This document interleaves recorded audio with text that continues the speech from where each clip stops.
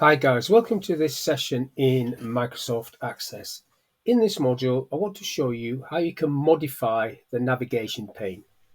So this is a navigation pane down the left-hand side of the screen, where you've got all the different objects listed in order. Now, that is just one of the options that you have. At the top there, you've got a little drop-down arrow where you can pick different options. So that one, for example, tables and relationships.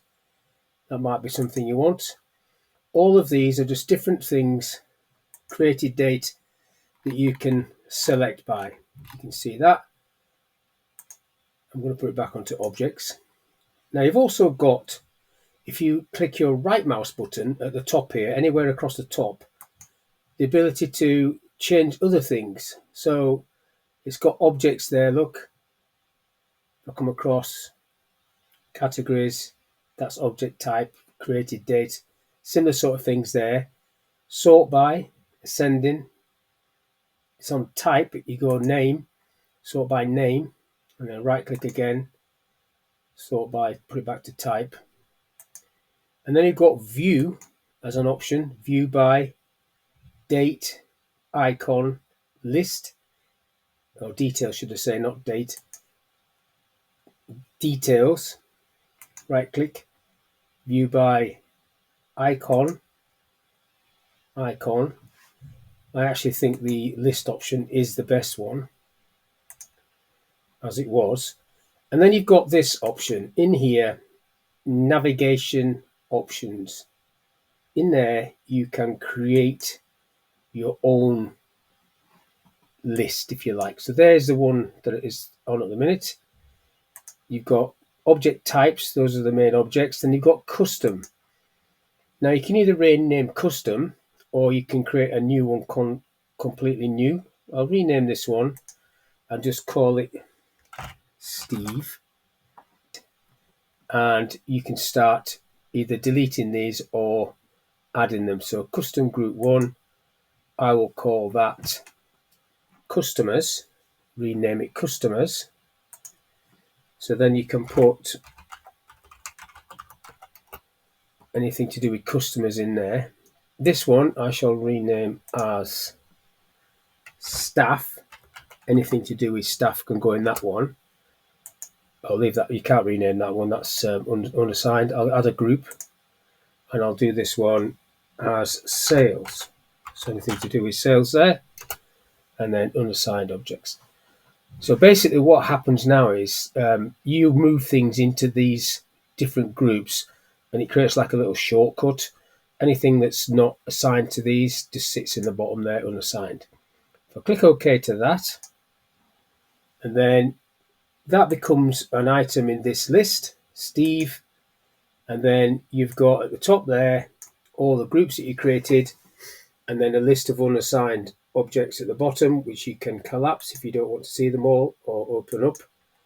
Now I find this quite useful to do, to be honest. So if I click on anything to do with customers, so that's customers, I'll put that into the customers group, and then it opens it up like that. The lookup cities is also part of customers, so is the cities table, so is the feedback. These tables, you see the little shortcut arrow there, so you're not actually doing anything to it, it's just a pointer to it. And then you just go through it like that. So you've got staff training there, so that'll be staff, that's an Excel file, staff training, and TBL staff, that would go in there, staff. I didn't do one for products actually, but let's go for sales for products. So that'll go in the group called sales. There we go. And TBL sales, what's to go in sales? That opens that up a bit better. And then you just go through it like this. So you've got different queries that you need to move into various places. It's up to you. You've got your forms, form feedback details. So that would be going into the top area there. You'd be going into customers. And then you just go through the whole thing like that. So look up tables and stuff like that. Down the bottom, you've got reports, customers, like so. add to group on the right click. It's probably a quicker way of doing it. Query sales detail, add to group, sales, and where else can I move? You need to move everything, to be honest. Products, that needs to be into sales, like so. So in the end, what you have is all of these you can just collapse out of the way, and then the only thing you've got left in unassigned is like main menu and a few, maybe a macro or so, a couple of macros that you might not want to assign to anything in particular. But that's basically how you can modify the navigational pane and create your own custom objects, if you like, object groups, and then move them into it. So hopefully that was of use, opened your eyes a little bit to a feature that might not be obvious.